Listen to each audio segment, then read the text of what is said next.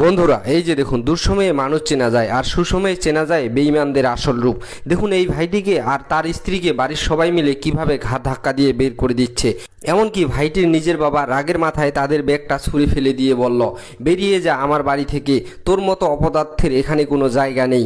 এরপর নীল শার্ট পরা ভাইটি শয়তানি হাসি দিয়ে বলল, তোর চেয়ে ছোট হয়েও আমি মাসে 15,000 টাকা কামাই। কালো গেঞ্জি পরা ভাইটিও তাকে হারামখোর বলে গালি দিল। এমনকি কালো কোট পরা ভাইটি এবং কালো জামা পরা বোনটিও আজ অমানুষ হয়ে গেল। বোনটি তো মুখের উপর বলেই দিল, যে গরু দুধ দেয় না তাকে ঘাস দিয়েও লাভ নেই। বাবা সর্বশেষে ধমক দিয়ে বলল, তাড়াতাড়ি বের হ, নাহলে লাথি মেরে বের করব।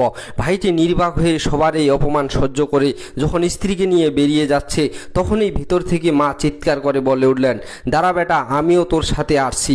মা এসে ছেলের হাত ধরে বললেন, আমি এই স্বার্থপরদের সাথে থাকবো না, আমাকে তোর সাথে নিয়ে চল।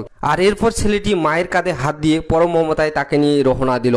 ঠিক তখন এই ভাইটির শ্যালক বাইক নিয়ে এসে বলল, চল দিদি, এই ভিখারির সাথে থেকে লাভ নেই।